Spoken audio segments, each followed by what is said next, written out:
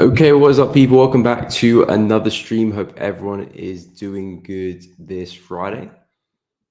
As always, guys, if you are enjoying the content, please be sure to drop a like, subscribe to the channel if you haven't done so already, and of course, make sure you do hit the bell so you don't miss out on any streams or any uploads in the future, because of course you will be notified.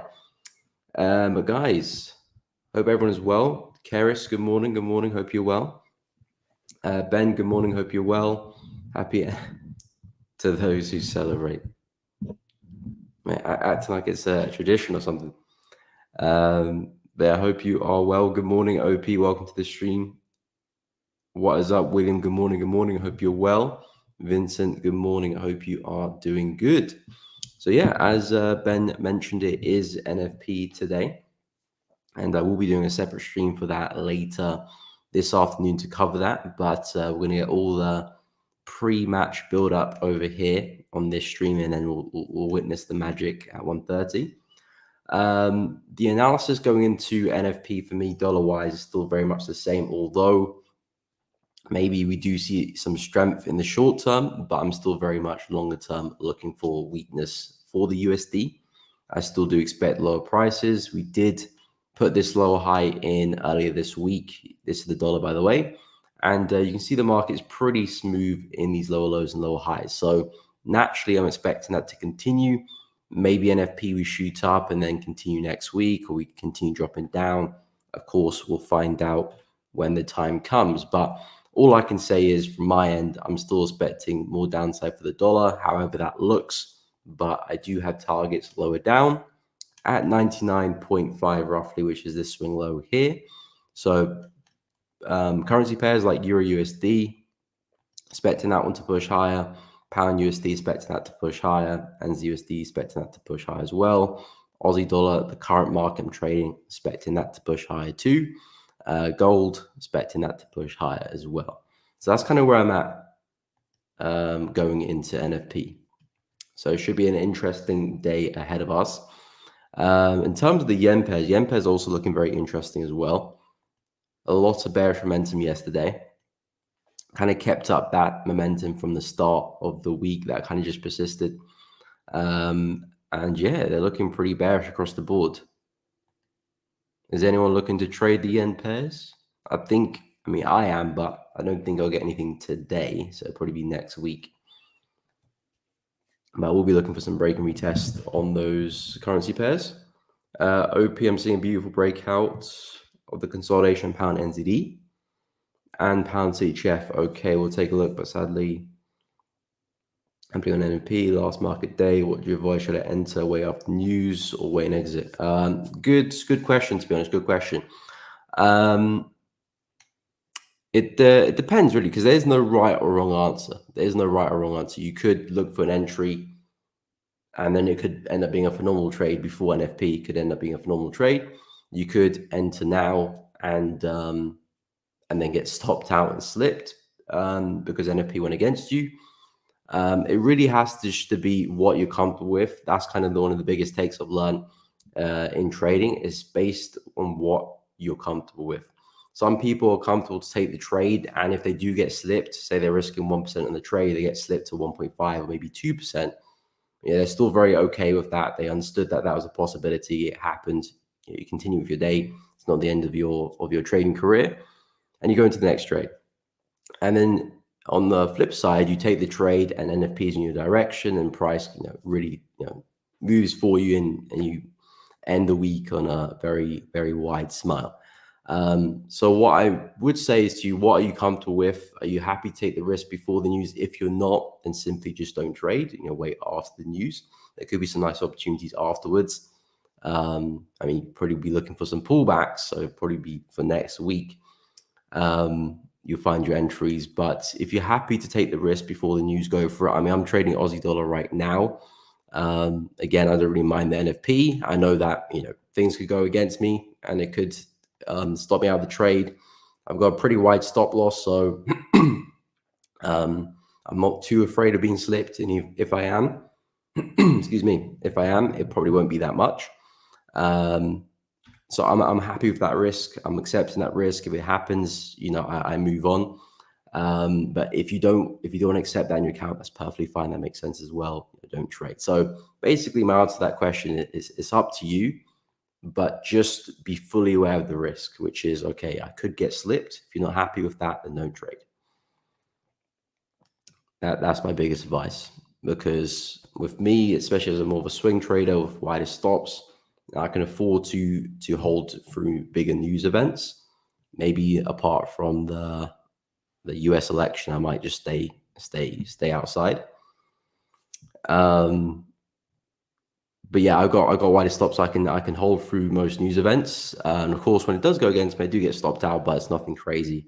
But of course, if you had like a 5 or 10 pip stop loss, then yeah, you're risking there, because NFP could do quite easily 50, 60 pips, and yeah, you could get slipped pretty badly. So I would say it's up to you to make that decision, but just be fully aware of the risk, and if you are going to take it, fully accept it. Good morning, Dark Sean. Welcome to the stream. Hope you're well. I joined you in Aussie dollar, but I have a feeling that NFP will go get us out of the trade. If that's the case, I don't mind that, to be honest, because as I was mentioning yesterday, I do have a few other. Oh, that's locked. Let me unlock it.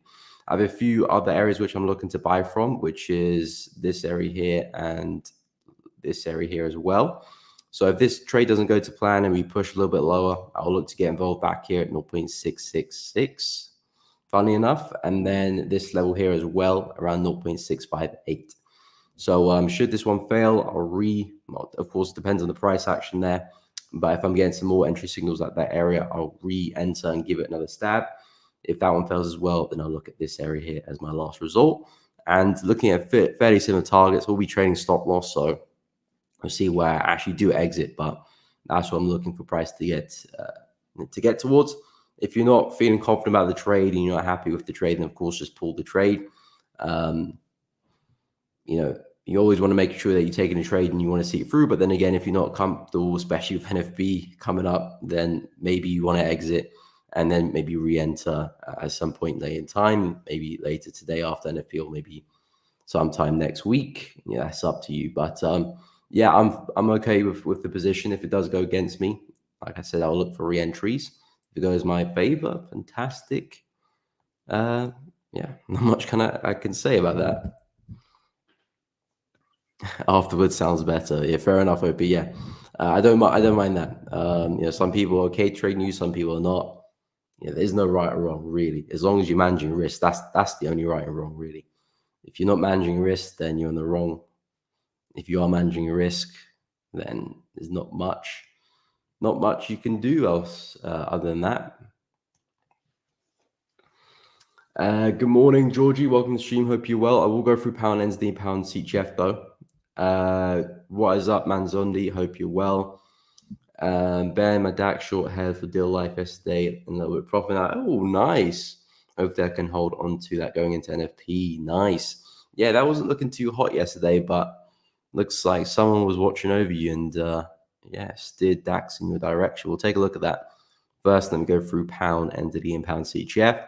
So yeah, it did look like pound CHF is breaking to the downside. It does look like pound CHF is breaking. I'm a break and retest type of guy, so the breakout is good, but of course the retest is where I find my entries. And it does look like we're breaking through, at least more confidently than we did over here. This was an okay break, but as soon as that bullish candle closed, yeah, it's looking a little bit rough. Then of course, as we closed above, then that was invalidated. But now we've got a pretty clean close. Of course, the only kind of problem is that we do have NFP, so that could shoot us right back above, or it could accelerate us down. Either way, it's going to move the market to some degree. Of course, to what extent, we'll find out this afternoon. But if it does push us further, it just makes the breakout even more confident. So should we get pullback and a retest, that just becomes an even better opportunity in my book.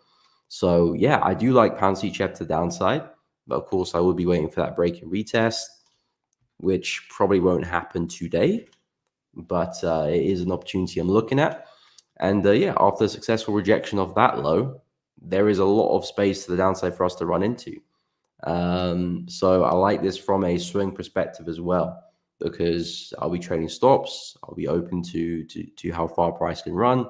It might go the full way, might go halfway, a quarter. we'll find out. But there is room to the downside to run for pound Swiss, and a break and retest of that looks like a nice opportunity. So I'm with you there for the pound CHF shorts. Pound NZD not quite. This one for me, I was looking to sell. It looks like it is trying to form a lower high, but yeah, in theory, this was the level I was wanting to short from this week. So the fact that we broke through that has just kind of just made it very awkward for me. So now that we're breaking above, this is now going to be support. So the shorts I was looking at the start of the week are not there anymore. So something like this is kind of what I'm expecting. I was mentioning this level here yesterday, around 2.12, and we almost tested that yesterday, to be honest, or Wednesday. But now this is support. This could be a smart place for a buy. So pound NZD, I'm not really feeling that one, to be honest. Pound CHF I like because there looks like some momentum coming into the market after a really choppy period. So I like pound CHF. Pound NZD, I've taken this one off my watch list, so I'm not really concentrated on it. But if you're asking my opinion, this is kind of what would make sense to me if I was looking to trade it. Of course, would want to wait for some confirmation there. Still looking pretty bearish to me, so nothing there yet, but it's in a nice location. But yeah, pound CHF to the downside, A1. We'll take a look at the DAX after. Oh, okay. Your feeling is that it's going to be a stop, hunt, and reverse. Well, again, if it is a stop, hunt, and reverse, look for the re-entry. If you do get stopped and then price reverse, now it's looking bullish again, and it's looking like a valid trade as well. Take the entry, because if you are trading for positive risk reward, you make back your loss and then some. It's always awkward when you're operating on the feeling, but I mean, sometimes it's intuition. You've got the intuition feeling that we might get stopped and then price moving direction. So you could pull the trade, but then you do look like a bit like a donut when if it doesn't stop you and it just moves in direction. So yeah, it's up to you. Like I said, the way I'm going to manage it is just see the trade through. If it does stop me out, then I will look to have another stab at it at this level here, and we'll see what goes from there. If that doesn't work out, then I'll look at this low, and if that doesn't work out, then I'll completely fold my arms and accept that I was very, very wrong on this Aussie dollar swing position. But I like it. High time frames look good. I like how the daily closed yesterday as well. If I'm going to be wrong, I'll be wrong, and I'll look to engage again. Again, I'm not risking my whole account here, so if I am wrong, I'm not going to lose sleep tonight. And yeah, I'll look for re-entries. But if you don't want to hold the position, I can't blame you. Especially going into it's not a normal day today. It's NFP. So if it was a normal day, then I can maybe. I mean, because it's NFP, I understand where you're coming from. Anyway, we'll go through DAX, Aussie, New Zealand dollar, Raheel. We'll take a look. Good morning, RH Knight. Welcome to the stream. Morgan Jr. I'm doing good, my man. I am doing good. Hope you're well. OP, what about buys in Euro Pound been consolidating? Small break to the upside. Okay, we'll go take a look at Euro Pound as well. My last thing was correct and go out with a small loss. Okay, then go with that, my man. Go with that. Again, trading is not about what you do on an individual trade basis. Some trades you're going to call very, very well. Some trades you're going to look like a donut and get it wrong. I can attest to that. Trading is about what you do over the course of 50, 100 trades. That's what makes the trader. So if you're right about calling this one good, keep that up. Keep that kind of wherever you're looking at to make that decision. Stay consistent with that. But yeah, if I take a loss here, I take a loss. I put the risk to start with. I took the trade, I put the risk there. If I'm afraid to take the risk, then I shouldn't take the trade in the first place. But due to how price is moving, because it is pretty corrective, if you're not liking how price is moving, you want to pull the trade, then pull the trade.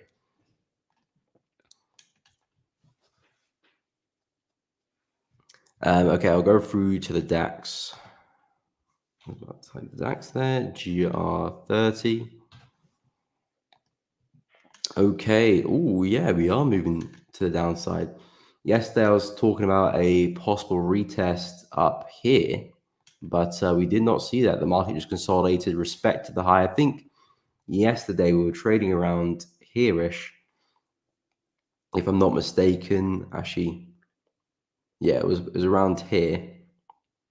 Bit of a spike to the upside, so it did a few people dirty. Yeah, I think your stop loss was like 680, was it? Or 685? Just missed it, and then yeah, bled to the downside, looking really, really good there. So yeah, hopefully that next kind of phase is kicking in, because we had such a big drop over here. Of course, the market had a bit of a pause, and now potentially could see the continuation of this momentum here again. So could see some nice candles pushing down. How far are you looking to take the trade, Ben? How far are you looking to take the trade? Do you have a specific target, or you're just going with the flow?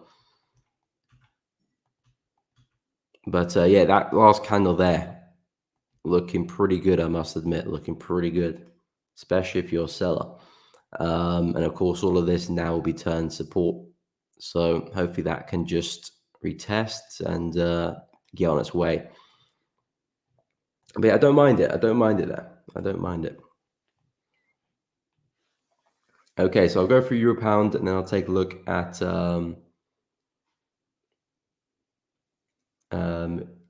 AUD as well. Aussie CAD, okay, we'll take a look. Gold, Mohammed, no problem. We will take a look. RH Knight, are you still in your Aussie trade from yesterday? Yes, I am in. Still sitting tight in that position, not moving particularly great. Did see a little bit of upside towards the end of the day, but really it's been quite corrective, which is probably why Darkshon isn't really feeling the trade so much, which makes sense. But yeah, not moving the best there. But the main thing is that we rejected this support level, and my stops are below. So if price was to come back down and retest it and then push, great. But as long as we don't start bleeding below this low, the trade is still very much on for me. So yeah, I'm very much still in the trade. You can see how this one goes. It's going to be an interesting day today. I do have a couple levels below should that trade fail. So it's not all doom and gloom, but we'll see how this one gets on.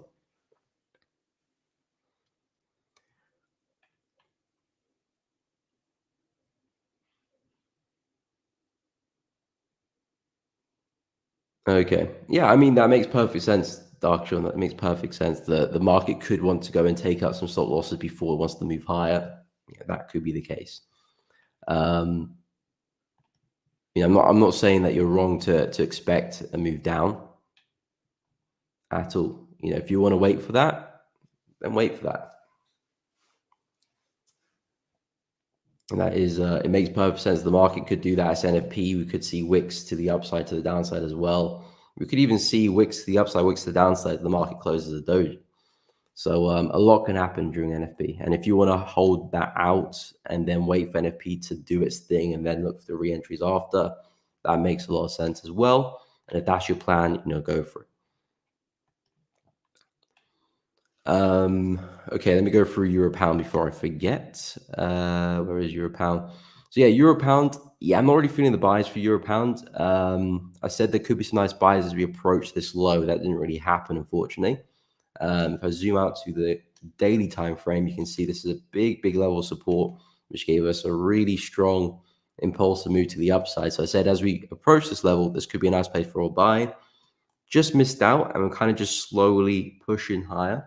I'm actually more interested in the sells for Euro Pound, because I'm looking at something like this, push the upside, lower high, and then catch that next lower high as we continue in this bear sequence. So high over there, lower high there, lower high there, and again looking for the next one for price to continue south. Or should we pull back a little bit deeper? I'm looking at 0.85. So these are the two areas which I'm interested in shorting Euro Pound from. I'm not interested in buying it because, as I've mentioned a few times, we have a really nice monthly candle close here for August. Big wick to the upside. So I'm expecting September to continue that momentum back down to support down here. So I'm pretty bearish on Euro Pound going forward. And there's some nice levels here we can work with. We're not too far away from the first one, so keep an eye out from that. And we've got a pretty big level here, which is proven to be support, support, support, resistance, and hopefully resistance there again, if price was to get there. So I've got a couple areas which I'm looking for a short from. So yeah, not interested in longs for Euro Pound. If you are, I would wait for price to get back down to 0.838, which is this low. So that's kind of where I'd be. Aussie New Zealand dollar, someone asked for that, and Aussie CAD, we'll go through that, and gold as well from Mohammed. Ben missed stop by 15 points. Wow. With my strategy, whether to put my stop above most recent high or give it a bit more breathing room. I always gave it a bit more breathing room. And yes, it reminds me why it saved me there. Yeah, I mean, it's an interesting one because, of course, if you don't give your trade a bit of breathing room and you go for tighter stop loss, that means you can just maximize your risk reward that much more. So instead of a 2-to-1, it could be a 2.5 or maybe even a 3-to-1, depending on how much breathing room you give it. So your wins are a little bit bigger if you do sacrifice that bit of breathing room. But then on the flip side, you would take a little bit more, you would take a few more losses because of that lack of breathing room. Because the market is very, very difficult to time, especially when us retail traders were just using technical analysis, maybe a bit of fundamental analysis as well. We're operating with limited information, so us to completely time the market to precision, to a specific price point where we're going to turn around. Sure, there is skill, there is edge there, but it's a bit of luck as well. So giving yourself a bit of breathing room can make a lot of sense, but then again, there's some downsides to it. You're going to have less risk reward, but sure, you'll have a few more wins. So it depends on the trader, because I know people who have a really tight stop loss and they're a really big fan of that. Sure, their win rate isn't particularly high, but then when they do catch a win, it's really, really it's big. So it just depends on the trader, really. But I'm a big fan of breathing room as well. So I'm with you on that one. In terms of Aussie New Zealand dollar, don't really like the pair at all. I was speaking on this one yesterday. We've got a massive range here. In fact, if I go to the weekly chart, we've got a range in the monthly as well. We've got a range here. I've got the high around 1.106 and the low around 1.06 as well. Wait, what? 1.106. 1.106.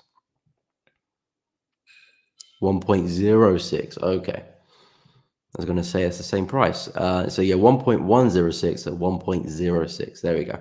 So that's where we've got the range between roughly. And we had a big fake out not long ago above the high here. So potentially price is gearing up for a big move back to the low end of the range. So that's kind of what I'm looking at from a weekly point of view for Aussie New Zealand dollar. So I do see a lot more downside.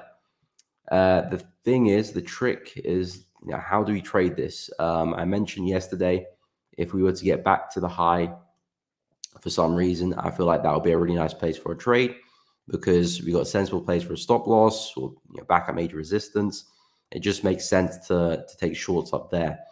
Taking shorts in this area here is always going to be tricky. We're moving very correctively. We're trading in the middle of a range. This is not the recipe for a really nice short. Maybe intraday you can find something nice, but from a swing point of view, which is how I operate, it doesn't really add up to a nice position there. I would want to see some upside or price commit to the downside and then give us a pullback in the next low high. Even this opportunity I'm not the biggest fan of, but at least it makes a bit more sense. I can have a stop loss above the high there of this level, so I can make a bit more sense of that. But the truth is, conditions just aren't great, so it's difficult to trade it, especially if you're looking for trend following opportunities. But anything like that is what I would look for. I know this is a little bit unrealistic to see, but that's the opportunity that makes the most sense to me. This one's a bit more realistic, but even still, I'm not the biggest fan. But in terms of my bias, I'm looking for us to keep falling back into this low and a lot further.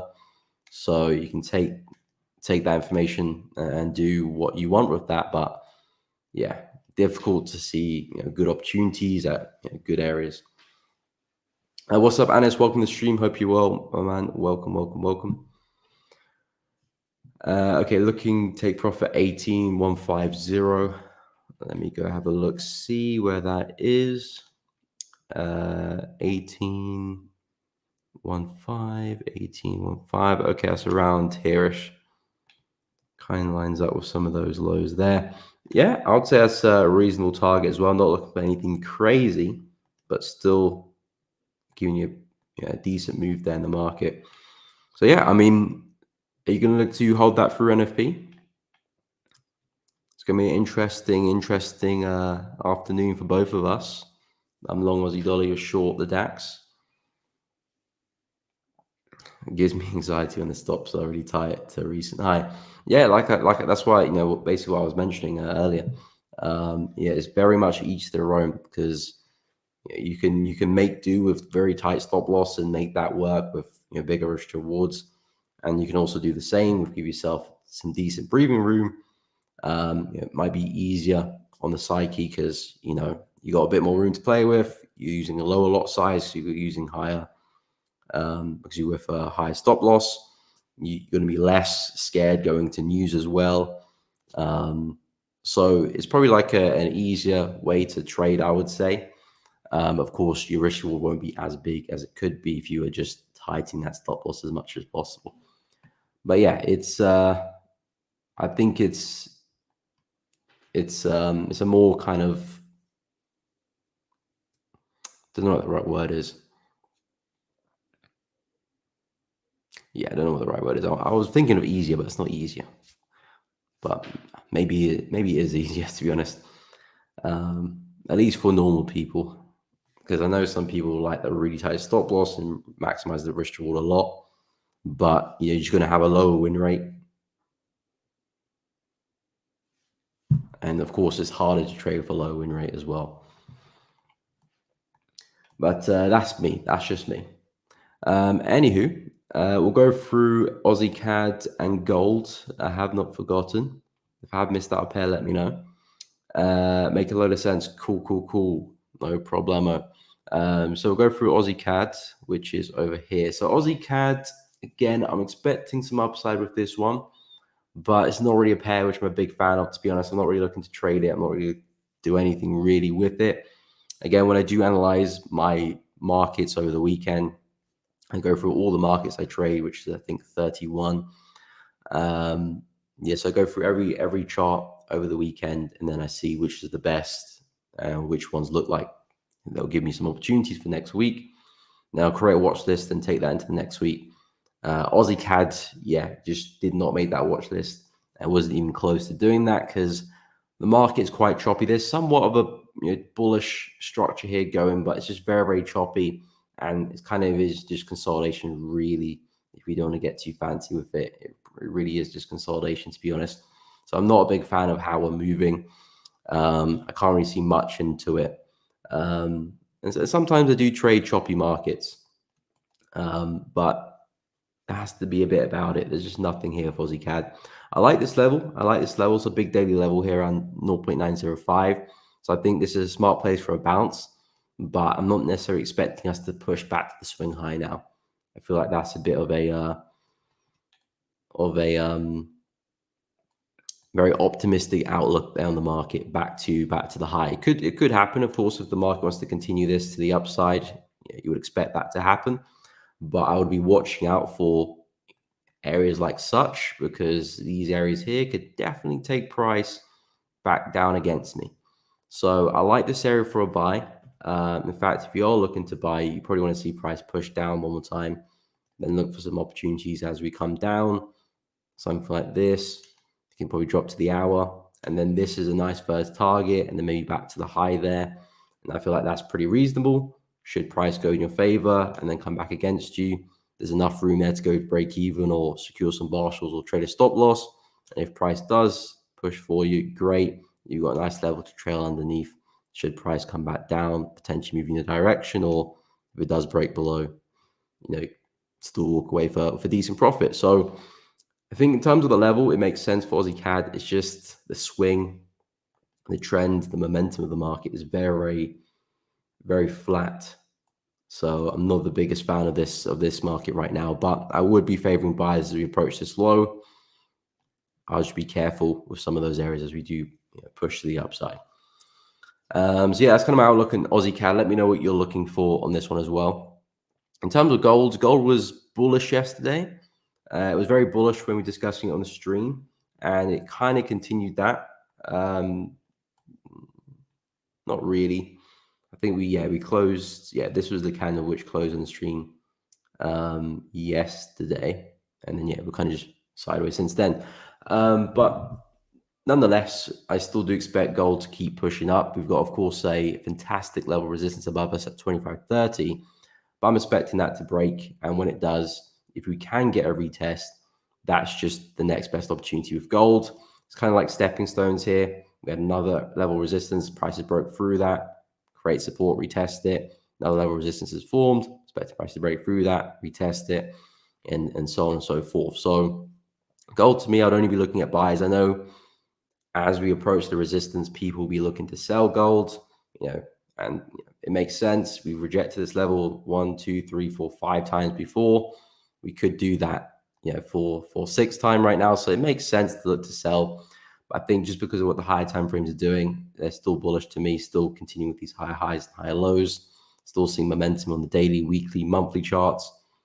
I wouldn't really be looking to short. And if you are going to short, it's intraday, it's going to be quick. You're not looking to hold for a long time, especially with NFP in the afternoon. If you are going to short, you want to be out before that. You want to be out before that. Not that price won't go in your direction. It's just that, with spreads widening, wicks, fluctuation, especially if you're intraday, you leave yourself in a vulnerable place. But yeah, for me, gold, this is what I'll be looking at. And yeah, we'll see how far we can take it. We've got 2,600 up there. Not a bad little target. Okay. Okay, holding into NFP. My usual short got break evened. They're just holding this one trade. Now we're going into it. Nice. So yeah, I'll be with you in the front line, holding my Aussie position through NFP. So we'll see how that goes. William shorts on Euro USD looking good. We'll wait for the news or take a small position. Okay, I'm very bullish on Euro USD. I mean, I'm looking to buy it now, to be honest, because we already had a pretty big move and we're coming into this kind of area here. So I can see the reason why you'd be looking to short Euro USD, but I'm very, very bullish purely from a swing bias. So I do see more upside. But yeah, maybe we do see a push to the downside from here because prices did see a lot of momentum here previously. And the fact is we have been pretty corrective on this move here as well. We have lost a bit of momentum. So maybe we do have a bit of a dive. In fact, if we do come back down here, I'd actually still be looking to take buys back up again. So although that move wouldn't be great for my Aussie trade, it might actually set up a Euro USD long position because I'm still very much looking for this. It didn't happen this week, unfortunately, but maybe we do have one more sell-off. We'll have to wait and see. But yeah, I'm not looking to sell just because my longer term bias is up for Euro. I'm looking for a push back into this high. But yeah, I think in terms of at least intraday anyway, this looks like a nice place for a short. Where would your targets be, William? How far are you looking to take the trade for these shorts? There's a few areas you could look at. The high there, that low there, even this low here as well. So yeah, I do like it, but I would expect it just to be a retracement for the price to keep going up. Because of course I would not want to be looking to buy there. I think pound's looking similar. Yeah, nice rejection there as we came into the high. But again, my analysis for pound is still to the upside. So if you do push down, I'm expecting a high low and a continuation. So not really looking to just short these USD pairs. Even though maybe intraday, there's some downside opportunity there. USDCHF's an interesting one as well. This one's coming right back down to the low of 0.84. Yeah, 0.84 on the dot pretty much. We could see a bounce here. We could very much see a bounce. It depends. It really depends on the news, I think, because CHF is a little bit strong. We saw pound CHF break lower. Euro CHF seen some downside. CAD CHF seen some downside. Pound New Zealand CHF a little bit, Aussie a little bit as well. So CHF is a little bit strong, and of course, UCHF has fallen too. But of course, if NFP does come out good for the dollar, then that could be the strength we need to actually have a bit of a reaction here, like we did last week. But yeah, we were pretty bearish yesterday and we kept falling quite nicely. Now that we're back at this low, now I'm just going to see what price does, because I wouldn't want to be selling into that. This is more of a place where you're looking for your buys. And dollar CAD just been a bit awkward, to be honest. I was looking to short from 1.36, which is this level here. Never got to that, unfortunately. We're kind of just in between a rock and a hard place right now. Neither that resistance, neither that support, just floating around. But again, if dollar is strong and we do see a big push to the upside for dollar CAD as well, back to 1.36 at some point, that's a short for me. That is a short.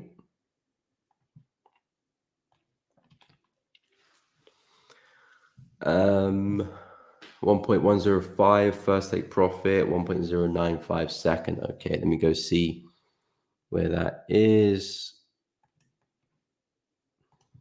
1.105. Okay, that's around here-ish, and then second 1.1 Okay, that's around here. Okay, that's onto that daily level there, because this lines up with that area down the left. Yeah, I mean, possibly there is room to that drop. I mean, these were two areas which I was considering to buy Euro USD from this week. If we kept falling, if this first level didn't work or failed, essentially, then I would look to buy at that area. So those are two areas which I'm kind of looking to buy from. This area, not the 1.05 area. But yeah, I'm bullish, so I'm only going to be looking to buy. There is that room to the downside should we want to go for a deeper pullback and then look for the higher low and then a push to the high. But for me, I'm only going to be looking to buy euro, and that's purely because of my daily bias. I can understand that, yeah, prices, come back to highs here, and we could see resistance and price reject that. And of course, I can definitely see the logic with that, but I'm just going to stay with the buys and just focus on that for now. It could be a phenomenal move to the downside, but I'm okay to miss out on that, because if it does happen, then hopefully the buys can come later on. So yeah, I mean, if NFP does line up with USD strength, you will see that move play out pretty well.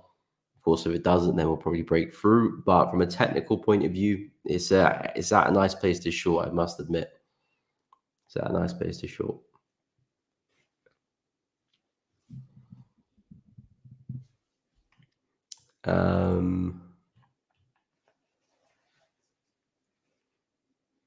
Raheel, we just had a look at Euro Pound. If you scroll back like 5 minutes, you'll see the analysis to Euro Pound there. And it's, yeah, the prop firm will launch soon, expected 14th of September, which is not this Saturday, but the Saturday after that. So do keep a lookout for that, ladies and gentlemen. Discount opportunities will be available for launch. So, of course, loyal members on the stream, you guys will be rewarded for your loyalty, I must admit.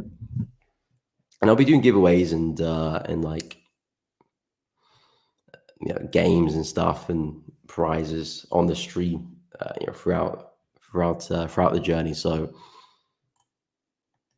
it won't just be one opportunity. So if you do miss out, which I don't think you will, but if people do miss out, there will be opportunities later out on as well. But yeah, expected next Saturday. So put that in your diaries, ladies and gentlemen. Put that in your diaries.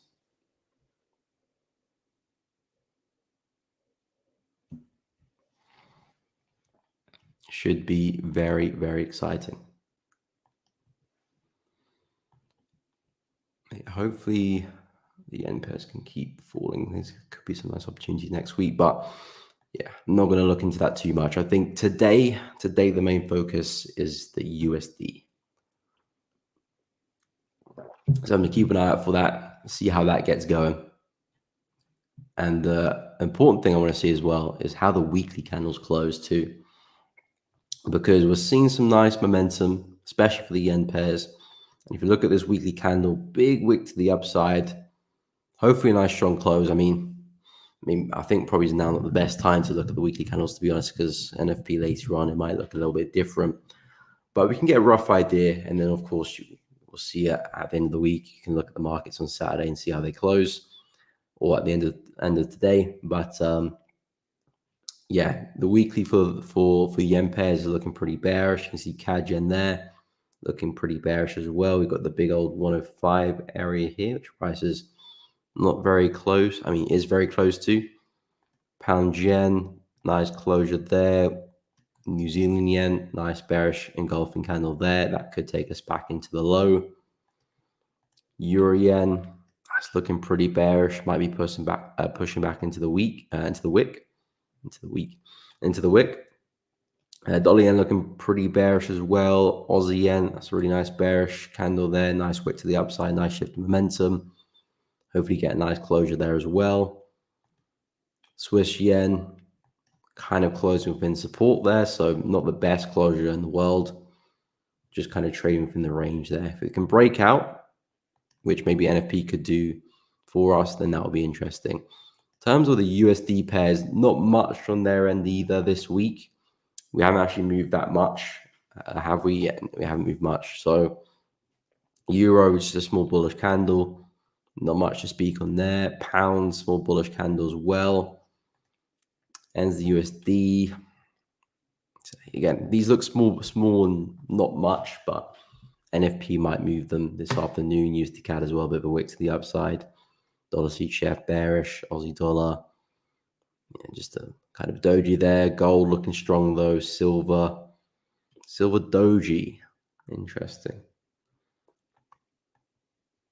CAD pairs not really focused on, to be honest. DXY bearish as well. So yeah, I'm still looking for the DXY to get to that low.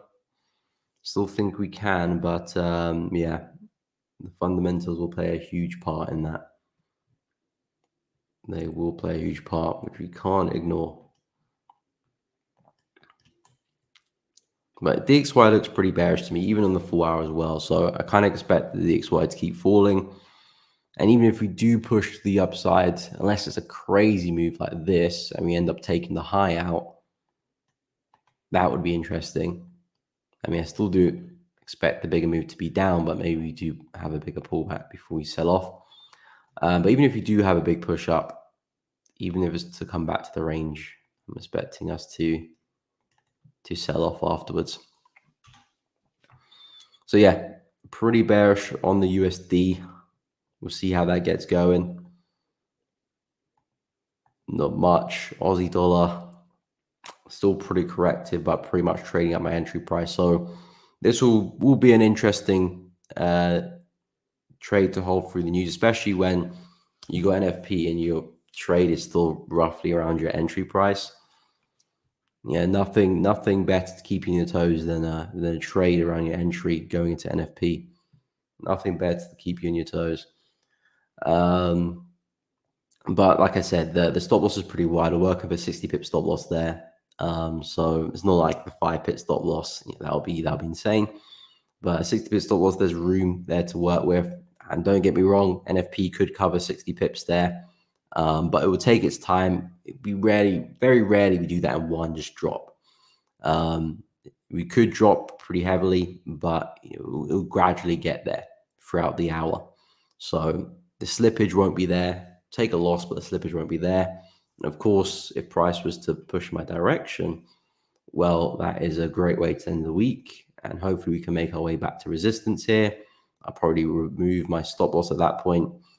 At least trade it to break even. And then we'll see what happens from then on. But this is a solid resistance as well. So I'm very much prepared to see Aussie dollar push in my direction and then sell off from there. Yeah, I'm very much prepared to see that happen as well. But that's fine because, like I said, I will trailed out by then. So no risk on the table.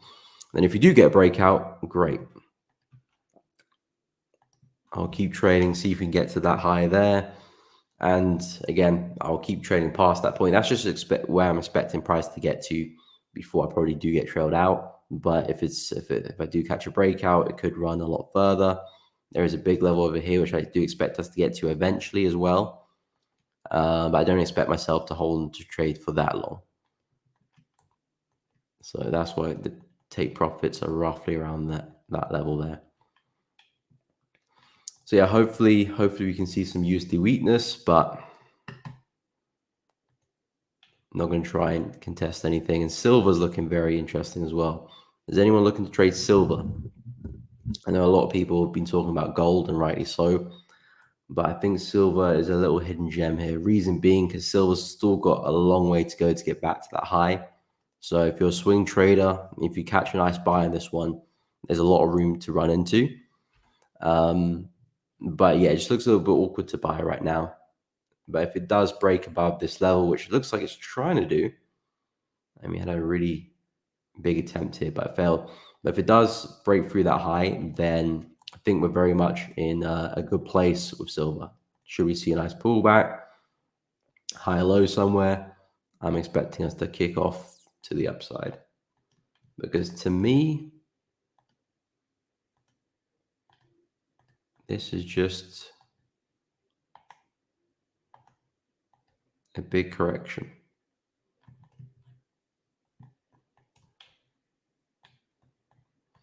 That's what I'm looking for in silver. But it will take its time though.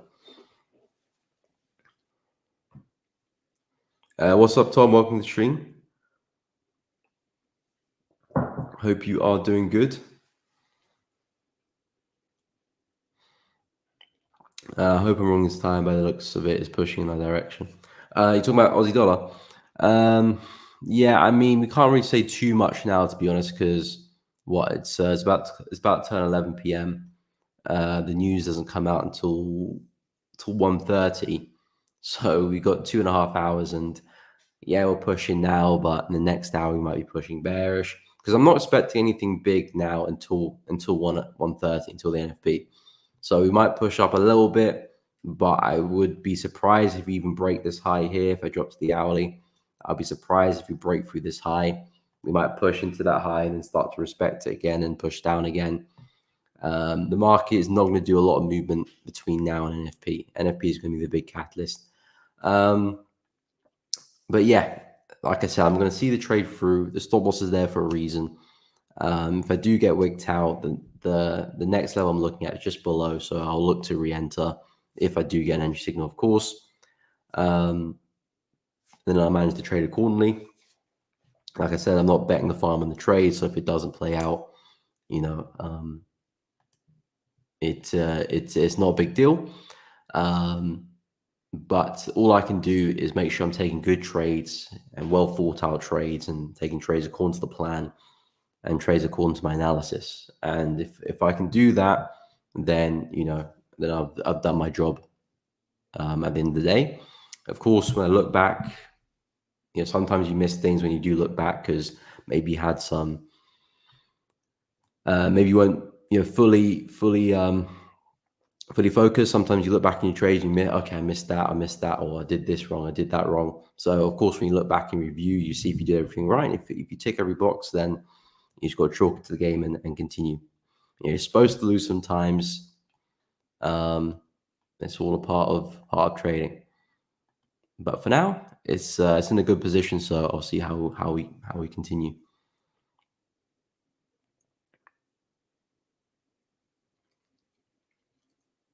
You can't message in the Discord community. You got some people muted. I probably do, but I don't think I would have muted you.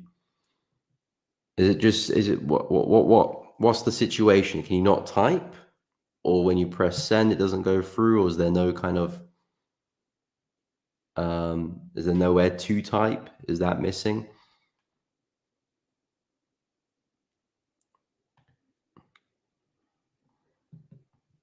Because I don't know why you'd be muted.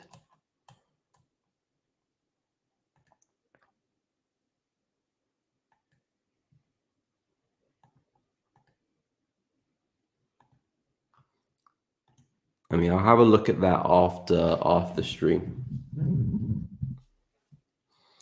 Pound CAD, okay. Pound CAD.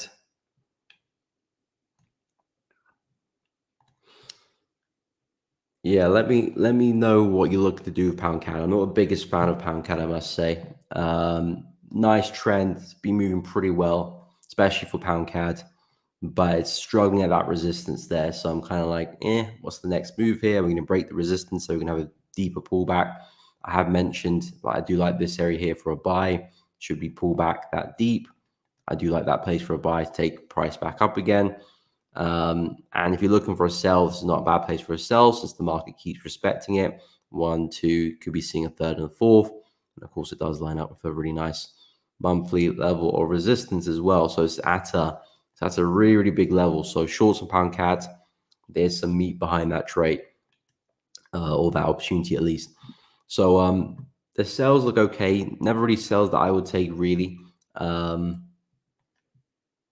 yeah, not really a trade that I would take. As I said, the long is something I would be interested in. But price is moving very correctly on the way up. So we're not really seeing much momentum. So that tells me there's a good chance that we do hold the high and we could see some downside. So shorts look okay as we approach 1.784. But the opportunity which I much prefer is definitely the longs. And we're in the 1.76 area. Coming back to retest that high on the left. That could be a nice place for a buy and catch the next wave to the upside. So the buys I can get behind, sells I can see why, but it's just not my type of style of trade. So I wouldn't look for anything personally on pound CAD, but we're trading at a big level, so I can see the reason for shorts. And if we do take a big dive today or whenever, I'll keep an eye on something like that later on. The chat section, the main chat and the trader did chat. So you just can't trade in those, you can't speak in those chats. Yeah, I have no idea why that be the case. Yeah, I'll look into that after the stream because I have no idea why that would be the case. I don't think I muted you. Unless I did that by accident.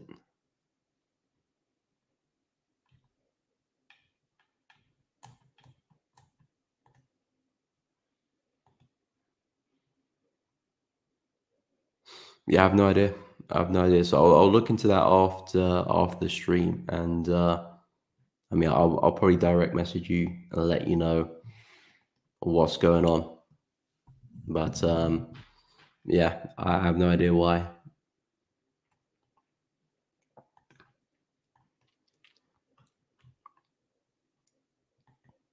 Is anyone else on the Discord can't type or can't speak?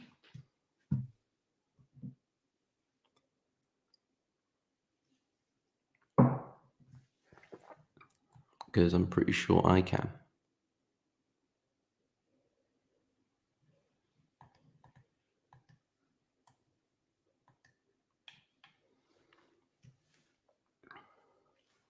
All right, no problem, William. Have a good one.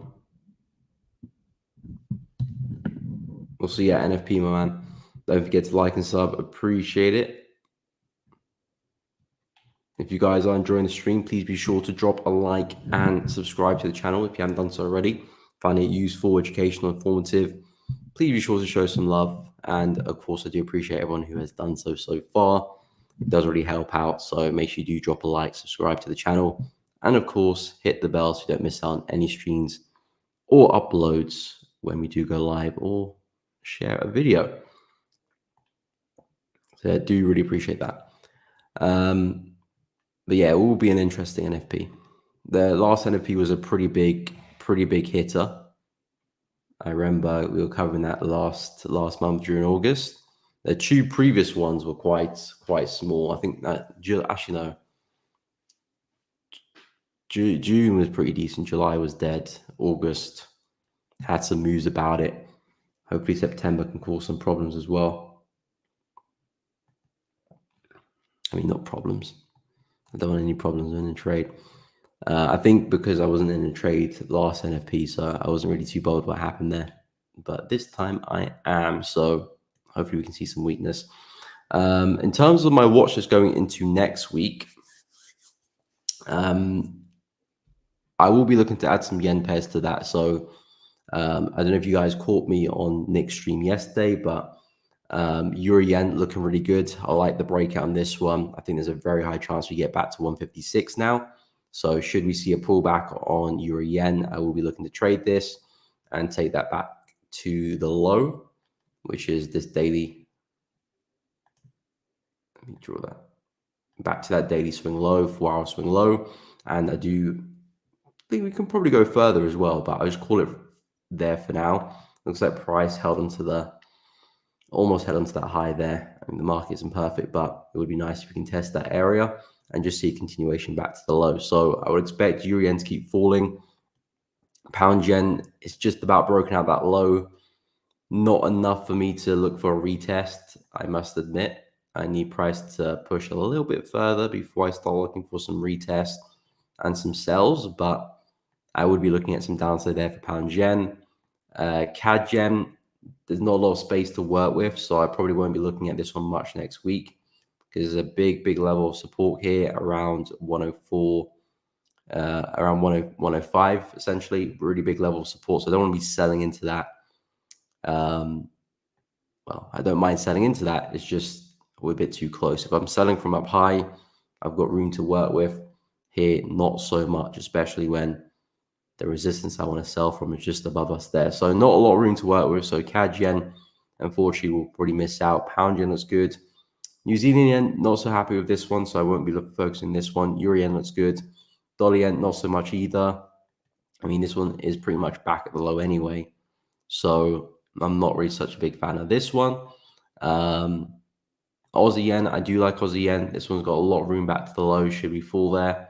And of course, this one has broken through that range after a really nice fake out earlier this week. And that's your fake out there. So something like this will look good. And then Swiss yen. Yeah, not really focusing on that one either. But Aussie, Euro, and Pound, I do like going into next week.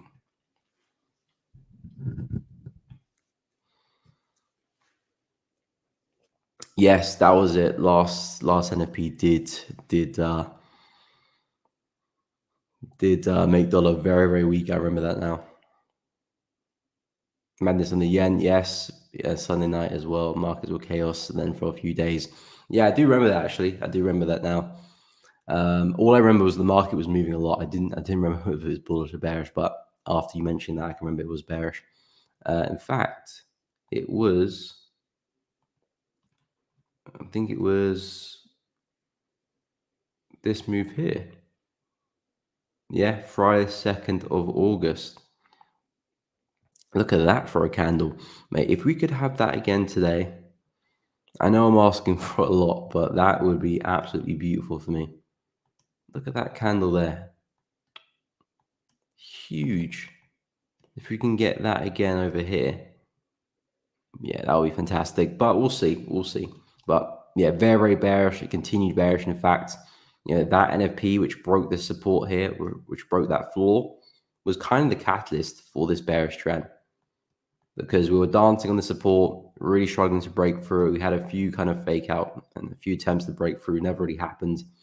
And the NFP candle came through and literally,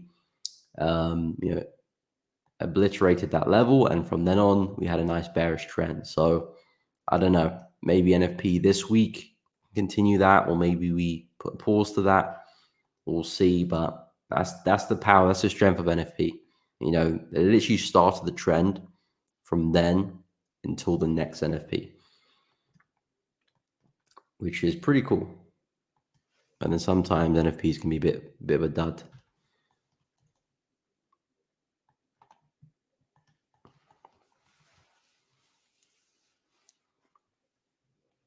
Oh, that's when the Japanese index was taking a big dive that time.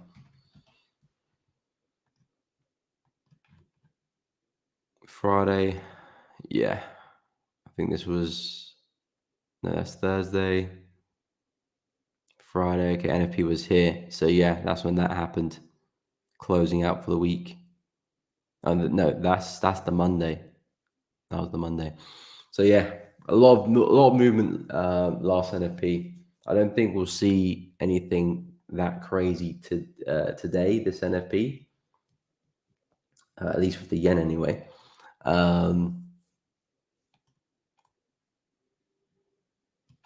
But something close to that wouldn't be the worst thing in the world. Is anyone else looking to hold trades for NFP?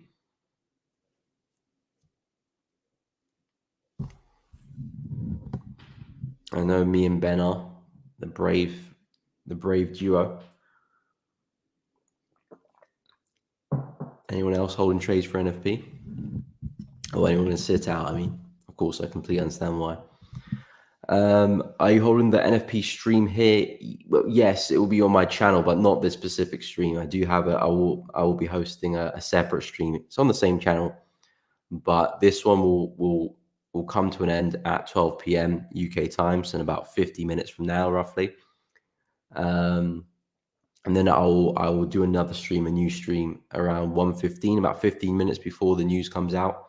But yeah, it will be on the same channel.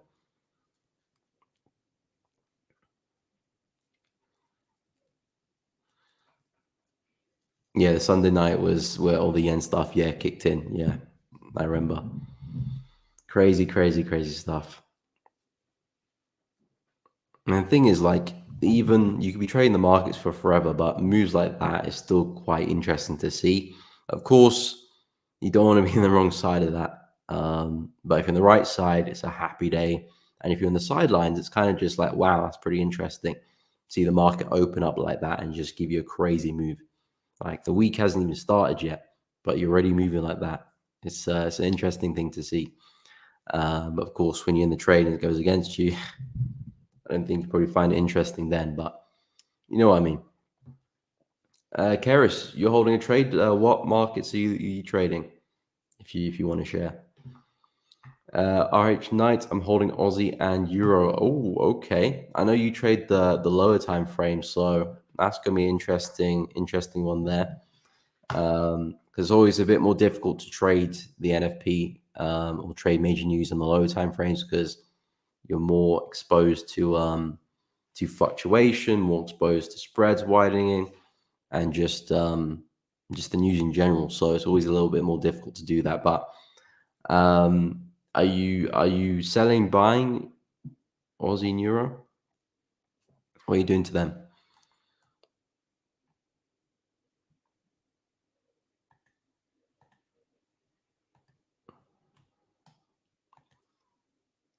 But yeah, I don't think much will happen between now and NFP anyway, even intraday. I think we've got some CAD news as well this afternoon, but of course the CAD news is not going to be that important compared to NFP. Yeah, we do got CAD unemployment rate at 130 at the same time. So, I mean, that's an interesting one, but you know, people won't be focused on that so much right now.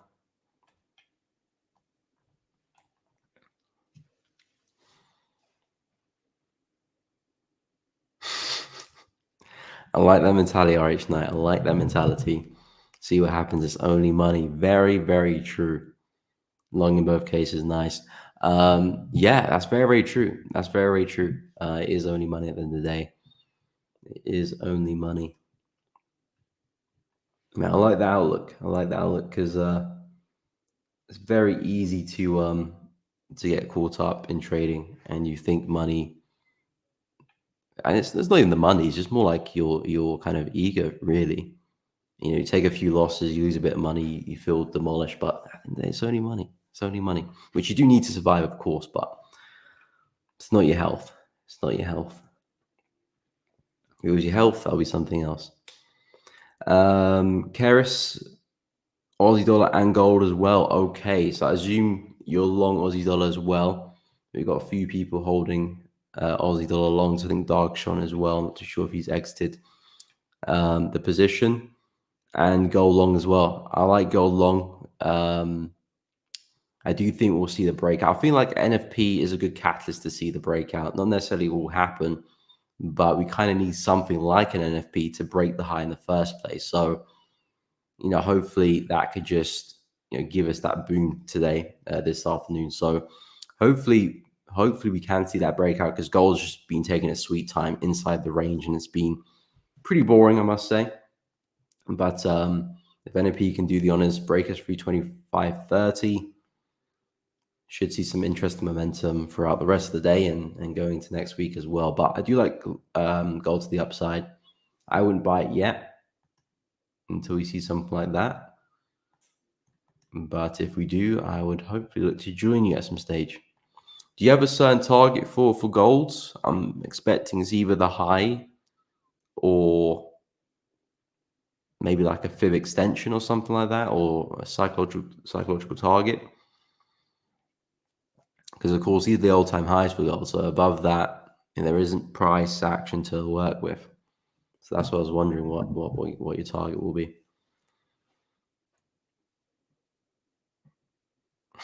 It helps if one is filthy rich, doesn't it? Well, I wouldn't say it hinders you. I think we can leave it at that. I wouldn't say it hinders you. Tom,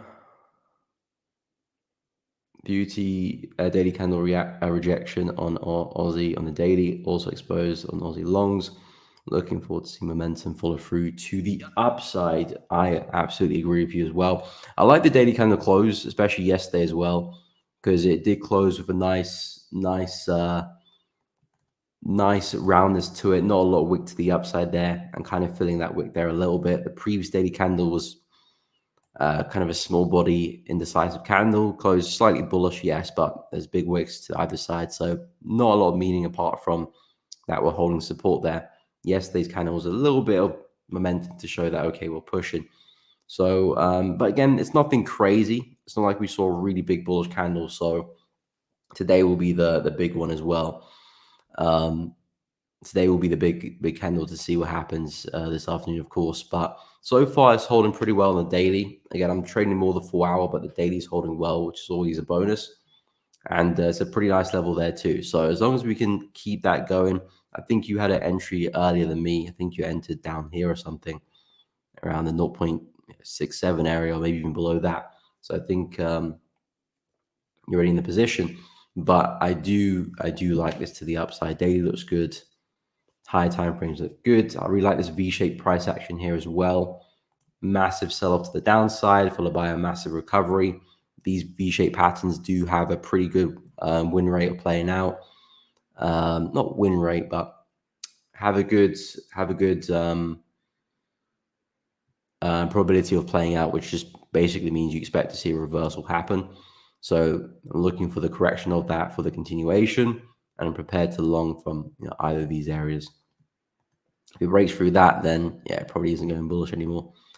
But yeah, for now, I do like Aussie to the upside there. Hopefully we can get that continuation this afternoon. If not, I'll have another stab at this low. I mean, I say all of this, and then NFP might just give us a doji with a few wicks. Might not even see much movement. It certainly doesn't. You should know.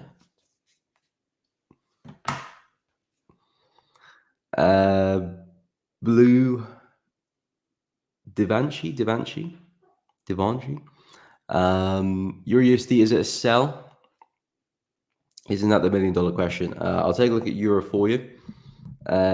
Emmanuel, hope you're well. Please have a look at GN. I'm selling this pair from today. Okay. Let me know your target, where you're looking to sell it towards. So I can be a bit more useful in the analysis. In terms of Euro USD, I'm a long bias in Euro, but yeah, this is definitely not a place which I would want to long from. As I've been mentioning all week, 1.10140. This is the areas looking to buy from this week. Unfortunately, we just missed that out, and the market broke to the upside on Wednesday. Now we're back at this area here, so we might see a drop if NFP comes out bearish, bullish for USD, and of course bearish for Euro USD. then there might be one more drop. Of course, this will probably take 2-3 days to play out, depending how strong how strong USD is. But we could see a move like that, and that would be the opportunity I'm looking for on euro for the long. Of course, if we were to see a move like that, then there probably would be some shorts to begin with. I'm not interested in that because I'm looking for that bigger swing. My targets for euro are still very much 1.125, which is the high here. That's what I'm expecting euro to end up at in the next few days, a couple of weeks. So that's what I'm looking to work towards. And, with me, the way I trade, I like to hold a bias until it's proven wrong. So for me to be completely wrong with this bias, from a technical perspective, we have to take out this low. Of course, I won't wait all that way, but really the market could pull back any which way and still continue back to that high. So I'm going to be still looking to take these buys and find those opportunities. Of course, not buy any which way. I'd wait for my confirmations and make sure it's a good opportunity. But I'm going to be focused on the longs and trying to take that swing. So if the market does have another dump to the downside, I'm using that as an opportunity to find some more longs. But in the meanwhile, it's in a nice area for a short. This is a nice area where price consolidated a little bit, big drop to the downside, and now price is there again. So if you're going to short euro, be my guest, but you have to have a plan for NFP. Are you happy to hold through NFP? You need to ask yourself that. You need to see how much you're risking on the trade. Are you comfortable to hold that? If not, then you probably want to exit the trade before NFP. If you're happy to hold through, then of course hold through the news. It could go very, very well or not so well and push against you. But yeah, it's a nice place for short. I think it makes sense. It's just I expect it to only be a retracement for price to go higher. That's the only thing I have to say on that.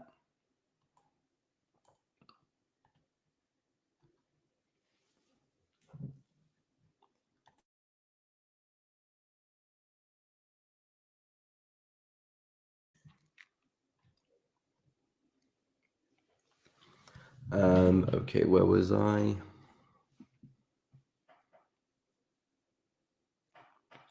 Okay, so I'll go through pound NZD for Emmanuel. Keris. Oh, okay, you're shorting gold. Okay. Shorting gold down to 24.83. Then I'll get back in for a long swing. Okay. I'll go take a look at that on gold. Ben, watching the cricket. The weather looks toilet in London today. You should see it up north is tropical. I can imagine. Tropical in the... Wait, to be fair, you're not that far north, are you? I think you said, do you say Northampton? Northampton, of course, it's north of yeah, but I wouldn't say it's north. It's Midlands. I would say.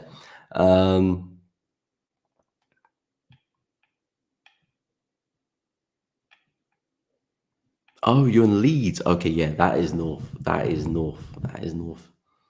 That is north. That is north. That is the North Pole. That is north. I've been to Leeds a couple times. Once to visit a friend, and the other to look at the university. Not bad city, Leeds. I do like Leeds. The city's quite done up. Looks pretty nice, to be honest. I'm a big fan of Leeds. What's the temperature in Leeds? It must be like what minus 10 or something up there. I'm not sure how it's tropical Leeds. Okay, so let me go through pound NZD before I forget. Okay, so pound NZD, where are we? So you said you're short. Let me know your targets, what you're working with. Yeah, I'm not a big fan. I mean, I was looking to short pound NZ at the start of the week, as I mentioned. We had some nice lower highs. The market was brewing up, and I was looking for the next one at this particular area. But of course, we can see the market broke through that. So after the break, off the break of that trend line, that resistance, I have taken a back seat with pound NZD. Although longer term, I do still see pound NZD falling, but losing that confluence has definitely made me lose confidence in taking these shorts here. So I'm actually looking at some upside here for pound NZD. I'm looking for a bigger pullback and then some sales later on. That's kind of the play I'm looking at now. You said you're short. Let me know the targets where you're looking to take it to. I mean, maybe the lows where you're looking for. Of course, we are coming back into some support there, so I would keep an eye out for that, particularly coming to the news. But I do like this candle there. It closed pretty nice. So unless we don't see any big rejection like some wicks form, we might see the break of that level. But yeah, I'm actually expecting some upside here for pound and ZD really, and then maybe some sales later on. But I'm not a big fan of the price action on pound and ZD. I was at the start of the week, but not so much anymore.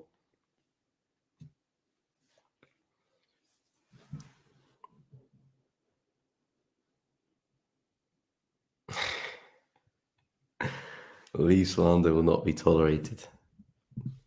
It's 12 degrees, so it's a scorcher. Okay, it's about 23, something like that. Okay, that's not bad at all, to be honest. 23, that's a decent day for Leeds. That's a decent day. Yeah, I mean, I did enjoy the city, to be fair. It's a really nice city, to be fair. Actually, Leeds was my preferred university option. It was at the top of my list, my first choice, but unfortunately I didn't make it. Then I went to Loughborough instead. But yeah, Leeds, I really like the city of Leeds. It's decent. But that's a long, long way away. That's the other side of the country. But 23, that's a decent day. That's a decent day. I think it's supposed to be 25 today. I'm not sure if it is 25, but it's meant to be 25.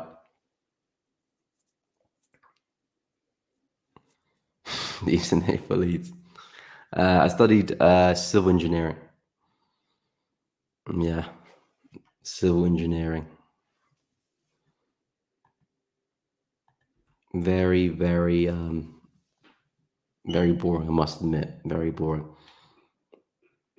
It's because I did well in physics and like maths, so that's why I kind of chose engineering. But yeah, looking back, it probably wasn't the best choice.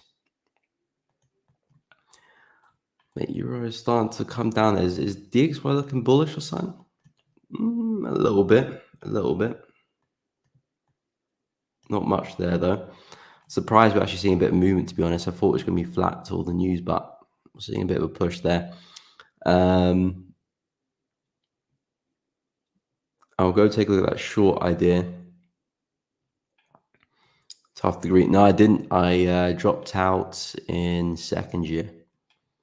Yeah, it was very. I mean, I wanted to switch to like a business course or like an economics course, but they didn't let me, so I decided to call it quits. But yeah, I did not graduate. Studying roads and bridges, yeah, pretty much. To be honest, looking at cement, not how to mix cement, but how to put cement together. Looking at beams, a bit of surveying there as well. I mean, yeah, it's a while ago, so I'm forgetting. But yeah, there's a lot of maths, a lot of equations. And I just couldn't really see myself doing that for the rest of my life.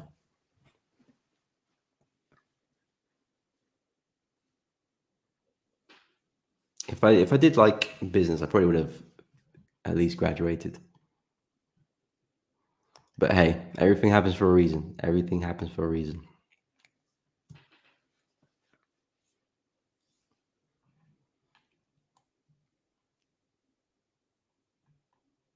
Maybe if I continued with civil engineering, I wouldn't be doing the stream today.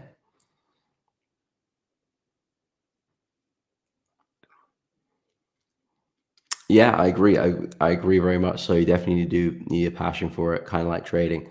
Yeah, because trading will beat you up and spit you out in many different ways. So You need to have that kind of underlying passion and drive to continue with trading and want to see it through. Same with engineering, because you're looking at, you're solving problems really, and if that doesn't get you going, then it's going to be a really tough ride for you. But engineers do have my respect, because I've seen their syllabus, and it doesn't look fun to me, so they have my respect. Now you just saw squiggly lines in the charts all day. Yeah, what a life! What a life! Was it tough making the decision? Not really. Not really. I mean, I think it's just the type of person I am. To be honest, it wasn't really a tough decision to make, because I just knew that it wasn't for me, so that's why I didn't persist with it. So it wasn't a tough decision. It was a tough decision to leave university, but yeah, it didn't really feel tough at the time.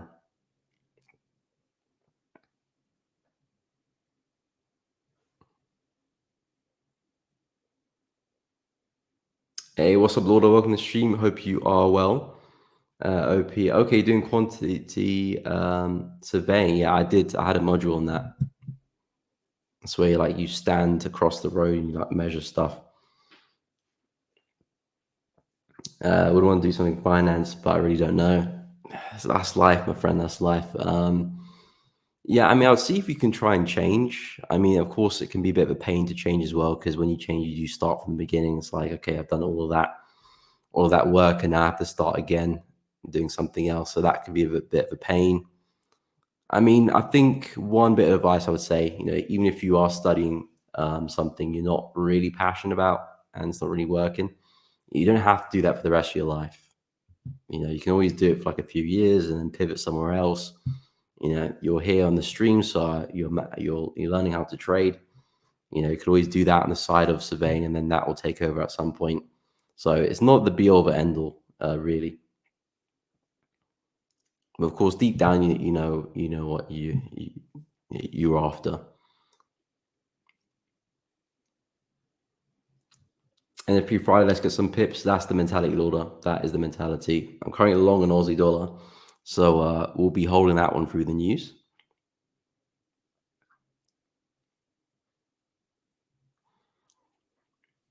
Take a look at EJ. I'm short bias if the retest plays accordingly. I think I'm looking at the same setup as you, Lauder. I'm short bias as well for EJ as well. Finance jobs are kind of soul destroying for the most part. I mean, would you class trading as a finance job? Are we part of the soul destroying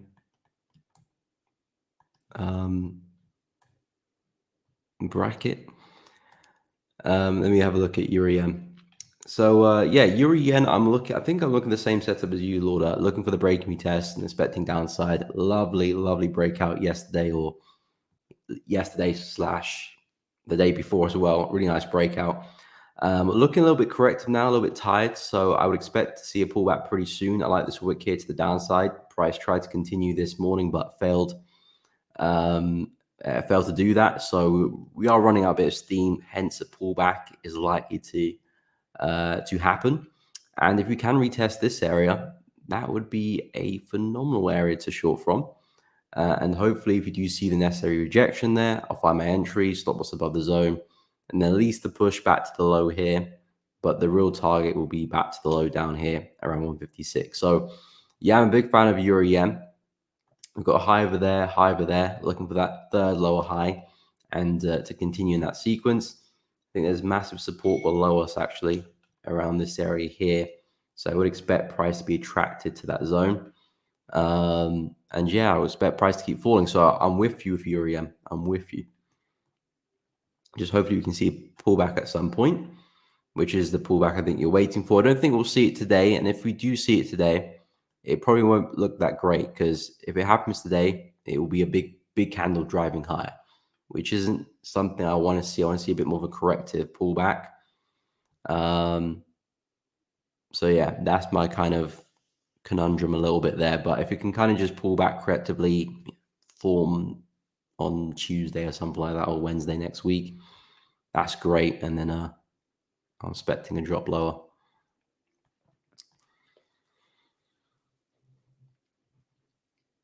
Speaking about the weather, it's flipping hot in Madrid.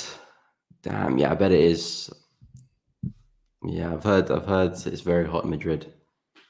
We're right in the center of Spain to a degree. No beaches to cool off in. You're boiling, yeah. It's a different lifestyle.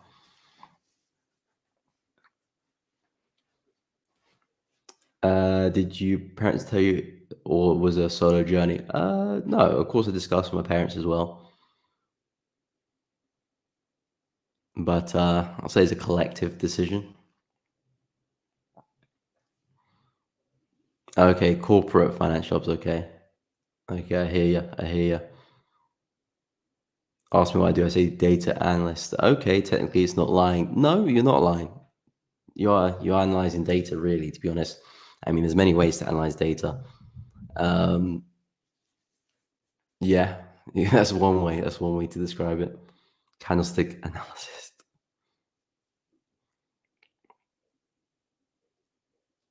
No job is soul destroying as long as the pay is good. That's one way to look at it as well. That's one way to look at it. I mean, I know some people argue against that, to be honest.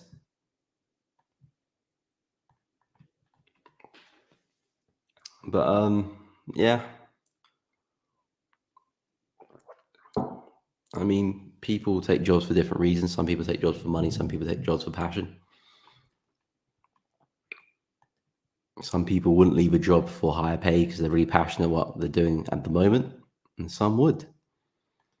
Some would.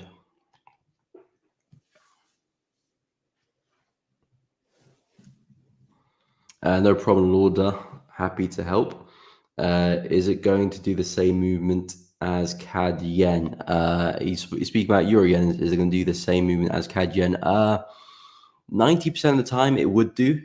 All the yen pairs pretty much do move the same. You can only just look at the previous analysis over the past couple of years. Euro yen, big push up, down move. CAD yen, big push up, down move.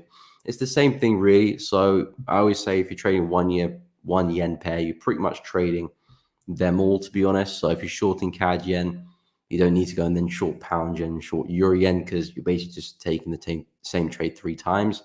So you're just increasing the risk 3 times. Really, you might as well just go all in on the CAD yen and focus on that. So yeah, if euro yen does take a drop, it's not because of euro weakness primarily. It'll be because of yen strength.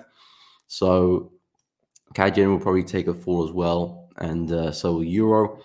Again, in terms of the technicals, I like euro a lot better. There's a lot more room to work with. There's a major support level there, which looks like price is slowly moving towards. And there's a lot of room to work with between that. If I measure that in pips, we're seeing probably a nice, 400 pip move. Again, not necessarily looking to take advantage of all of that, but there's space to work with. CAD yen, it's a little bit tightly knit, although I think it's still a good opportunity as well. The retest and the short, but for me, the risk reward might not add up for the short, or at least it doesn't add up as much as euro yen would do so. So yeah, euro yen looks good. CAD yen likely to do the same thing as well. So yeah, I'll be betting the same thing, and I'm pretty much expecting that across the board for the yen pairs. Downside, downside, downside. What's it like in London today? Let me check.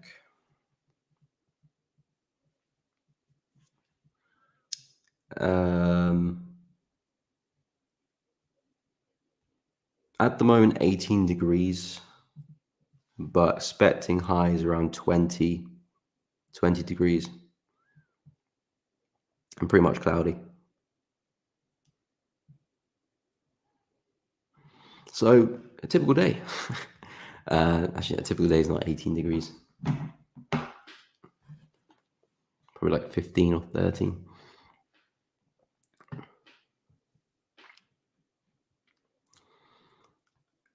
Um, what type of sorcery is this? Yeah, candlestick analysis. That will have a few people scratching their heads there. Aussie dollar. Okay, we'll take a look at Aussie dollar, and I will go through Aussie CHF as well.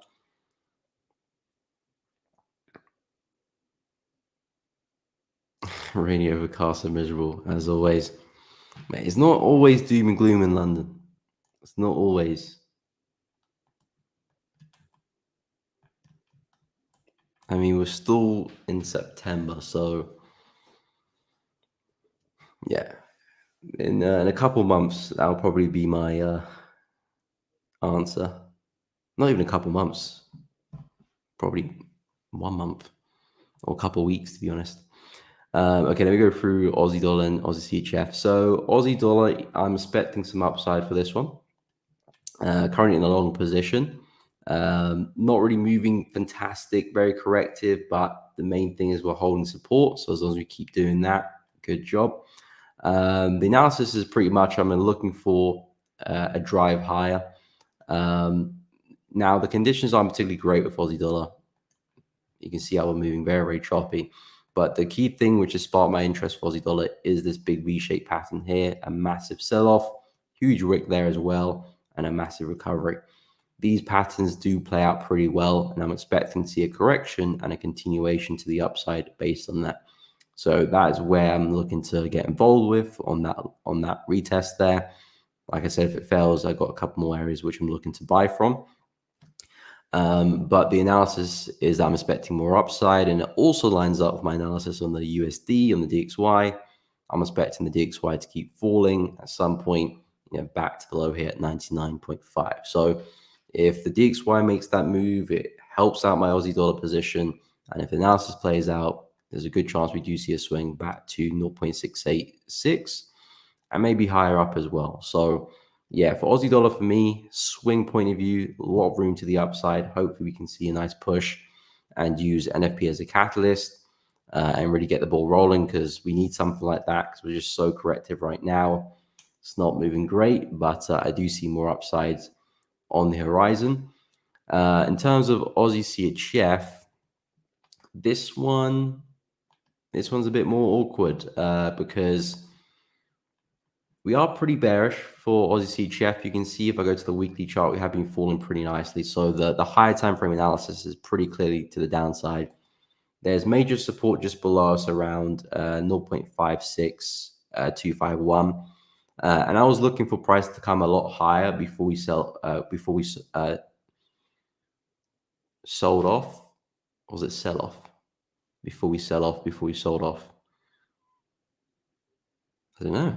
I feel like they both make sense. So yeah, before we sell off, I'm going to use that one. Before we sell off, so yeah, I was looking for a bigger push back to 0.586 before we sell off, and then see a push back down. But it looks like price kind of stopped halfway.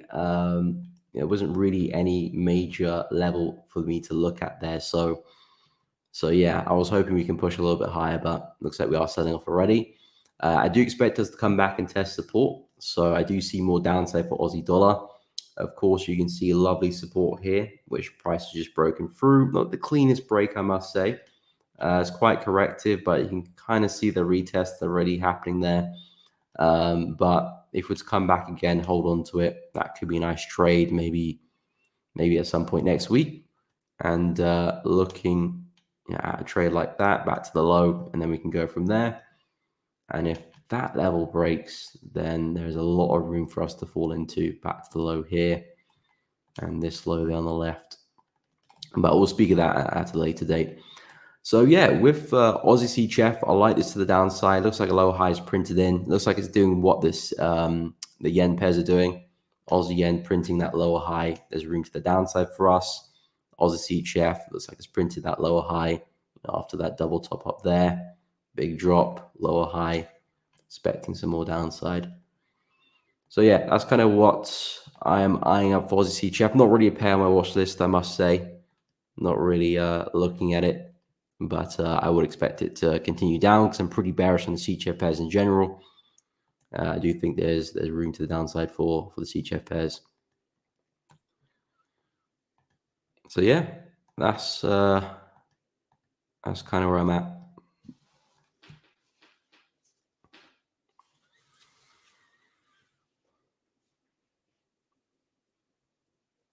Okay, pound CHF retest starting to play out. Okay, we'll take a look at pound CHF. Order, we are embracing spring nicely in South Africa, 27. Just showing off there a little bit there, Lauder. Showing off just a tad. Yeah, 27. The thing is, in South Africa, it'll be a nice cool 27. So it's not gonna be like stuffy, you're hyperventilating. It's like a nice cool, sit outside, have some lunch, 27. So yeah, definitely jealous of that, I must say. Okay, so let me go to, which pair was it again? Pound CHF, that was it. Yeah, we've had a nice break. I'm not looking for the retest just yet. It's a nice break.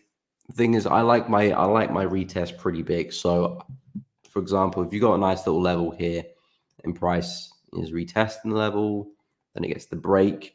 I want it to really push before we get the retest, because from my experience, when we get big breakouts and then we get a retest after that, they have a pretty good rate at holding.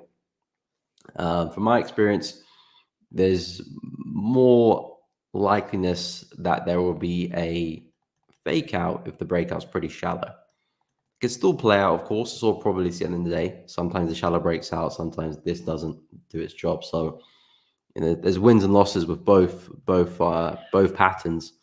But I always wait for the bigger breakout. So this is a nice move, but I like price to be a little bit more bearish.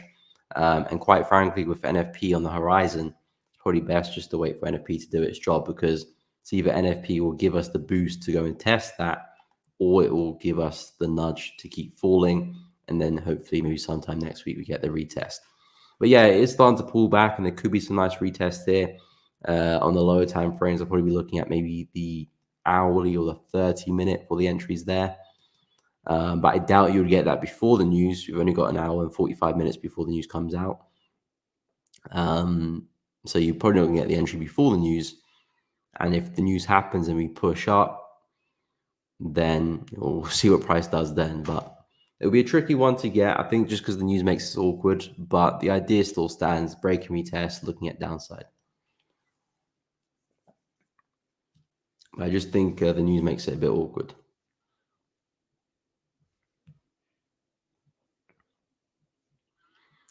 In my other life.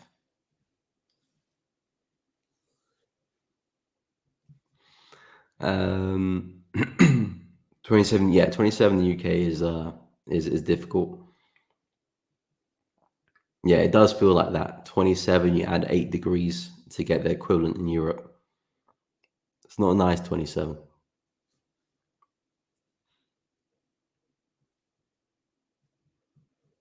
Yeah, anything past today, it's a difficult day. It's a difficult day in the UK. I mean, it's nice because it's warm. I'd rather be 30 plus than 2 degrees. So I'd rather be that. But it's a stuffy one. Many people are not in a good mood either. A lot of hooting on the road.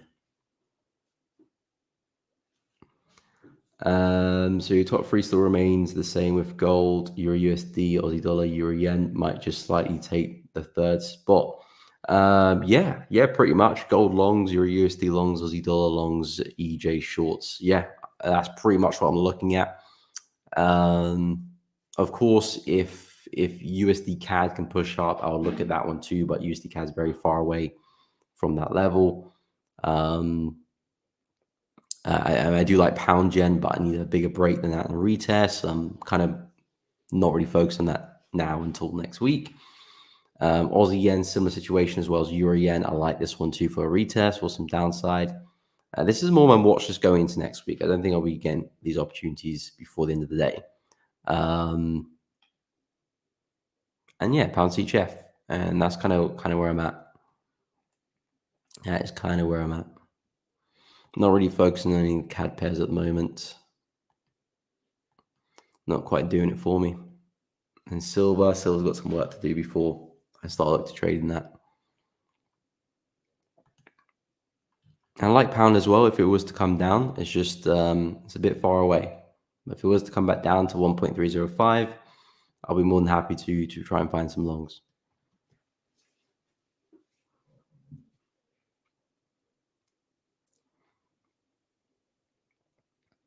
No, I have not looked at the metals or indices yet. I will go take a look at them in order. The tube on a hot day is chaos. Yeah, there's nothing I hate more than that, actually, to be honest. Like, because I don't like the tube anyway. The tube on a hot day, I don't wish that on my worst enemies. So yeah, for the indices, where are we on the indices? So yeah, indices have been pretty bearish. They've been falling pretty hard. NAS still falling there. US 30 falling. S&P falling as well. So it's not been a good week for the indices. Not been a good week at all, which is a bit weird because USD's been pretty weak as well. So if USD's been falling, you normally expect the indices to rise. So not too sure why that isn't the case there. A bit of a malfunction between the correlations, but nonetheless, the indices have been falling. So yeah, I don't really have too much. I don't really have a buy because I've been very, very bullish on the indices for them to get back to the high. US 30 did that, so that's off the board. You know, this one I kind of expect to see retracement because it's taken out the high. So now, you know, you can go through another bearish cycle and then maybe some buys later on, kind of moving in this channel format anyway. So there's room for us to drop. With S&P, that one's a little bit annoying because I was expecting us to keep pushing up, just to take up the high there. Didn't quite do that, and it's really looking pretty bearish. There's a similar channel we're working with right now. Again, there is room to retrace into. There's this high over there. It could possibly move to around the 5,300 area, and then maybe talk about some buys later on. So there's room for us to drop. NAS, though, is a bit awkward. I wasn't expecting this from NAS. I was expecting NAS just to keep pushing up higher, back to the high, and then we can discuss some shorts, but it's been pushing down, so that's throwing me off a little bit there with NAS. There is some support here, which I pointed out yesterday, and I think someone has some positions there as well. So I don't mind that for a long, but in fairness, I'm not a big fan of the price action here. I think long term, I'm still very much a bull here for NAS and the rest of the indices. I just think they're going through a bigger pullback at the moment. You know, finding some downside, they'll find support soon and push up. So that's very much what my plan is. But high time frames have been a bit awkward. I think if you're trading intraday, you're kind of just going to focus on shorts. Yeah, had a nice drop there. You're kind of looking for the exact same thing. More downside, continuation, US 30. We've been trending to the downside pretty well. In fact, I had a nice retest yesterday off this low here. You know, if we were to push back to such areas, that'll be a nice place for a short.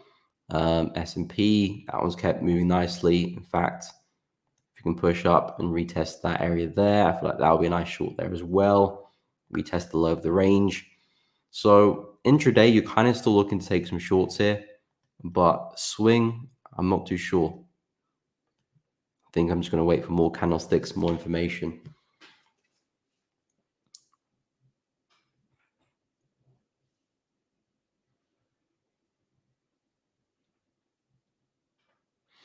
Uh, 25, 27 is ideal sometime temperature. Yeah, I would agree. Canary Islands feels like extremely windy, so often feels cold. Okay. Yeah, I'm not a big fan of the wind, to be fair. I like a nice little breeze, just to keep me cool. But if it's kind of like glaring wind, nah. Nice 76 degrees. Okay, it's 24 degrees equivalent, I was going to say. Yeah, 24 is decent. It's a solid day, 24. You can't go wrong for 24. You can still go outside. You can still wear shorts if you want to. T-shirt as well. It's a decent day, 24. Mandy, do you use fundamentals? No. I'm a technical trader. All decisions I do are based on technicals. Of course, I do have some fundamental knowledge, but in terms of my plan and what's written down in my plan, every box I tick is based on technicals. But yeah, if I'm taking a trade, it's because technicals line up.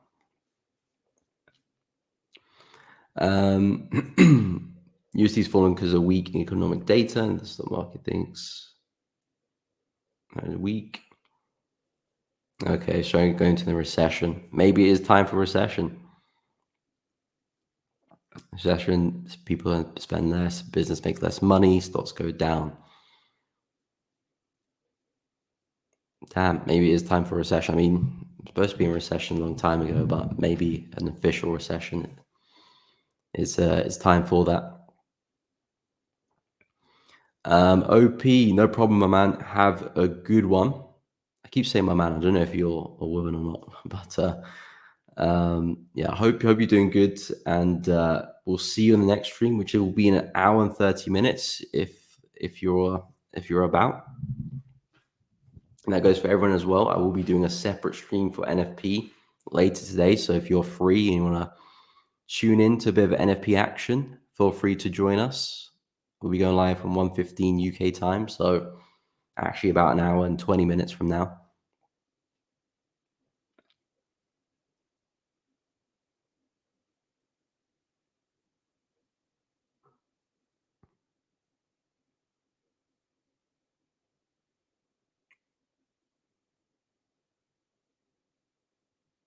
Wow. Was that like a heat stroke or something?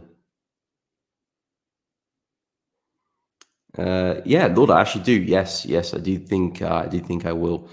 Purely because even my style now, I'm going for a bit more. I've always been swing trade, but I'm looking to hold trades a little bit further now. I'm going to be using the 4H primarily for my entries, and I'm using bigger stop losses as well.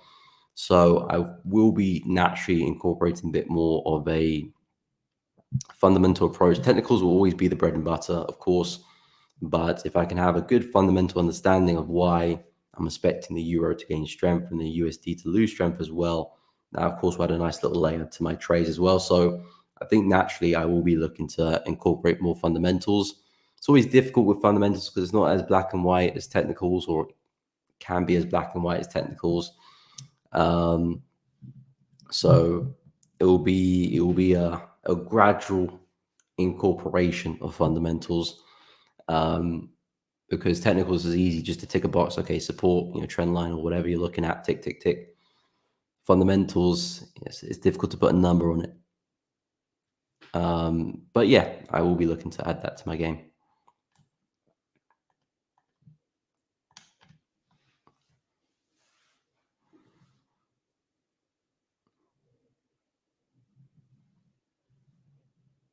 Okay, starting to add fundamentals, they do complement the analysis a bit more. Yeah, I think if you got a good understanding of fundamentals, you can use that to your advantage. It's where people kind of have a half-hearted knowledge of fundamentals, and you kind of umming and ahhing a little bit, because at the same time you could have a kind of incomplete, not necessarily incomplete, but not your fundamental knowledge is not strong enough to be used consistently in the markets. Therefore, you might kind of take some trades you shouldn't take and then miss some trades you should take based on technical analysis. So you don't want to clash that too much. But if you can understand the fundamentals to a good degree, not even crazy knowledge, just a good degree, then you can always use that as just a layer of confluence. Just like you would use a Fibonacci as a confluence for a trade, you can use fundamentals as a confluence for a trade as well. So that's very much what I'm looking to try and do. But yeah, as I'm looking for bigger moves in the market, fundamentals will play a part in that. But the bread and butter will always be the technicals. You can trade technicals without fundamentals, but good luck trading fundamentals with at least some tech. Yeah, that's a very good point as well. Of course, technicals, you need it for entries and exits, and timing the market. Otherwise, you're kind of just buying and holding, and you're kind of just investing really, rather than trading. Because trading, the idea is that you want to buy and sell an exit within a period of time. Investing, you're kind of just holding because you're expecting that market to go up. So you don't really need technical bias there, technical knowledge there. But if you're going to be a trader, you need to have a good understanding of technicals. Because again, fundamentals is just a directional bias. You expect the market to go up or down for a given reason. Now you need to time that. So yeah, I fully agree with that as well.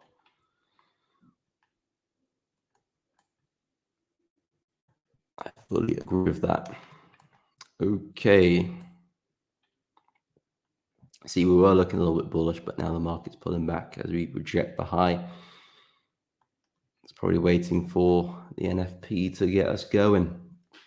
So yeah, I will be doing a separate live stream for that, ladies and gentlemen. So if you are free, make sure you tune into that second stream. I've already put it on the channel, so you can't miss it. Yeah, make sure you go check it out if you're free to join me and witness some amazing moves in the market. But yeah, guys, if you have enjoyed the stream, please be sure to drop a like and subscribe. It really does help out the stream. And make sure, of course, you do hit the bell so you don't miss on any uploads or streams in the future. Next week, standard usual week, Monday to Friday streams every day, 10 a.m. to 12 p.m. So I will hope to see you guys there next week as well. And I hope to see you in about an hour and 15 minutes as well. Make sure you check out the Discord channel for Elevating Traders. Tom, I'll go look into that, why you can't chat. But yeah, guys, if you haven't joined the Discord, make sure you go and check it out. Discount opportunities will be available there for launch. But besides from that, guys, have a fantastic day. Thank you, everyone, for coming on. Really do appreciate it. And I hope to see you later. If not, I'll catch you in the new week. Adios.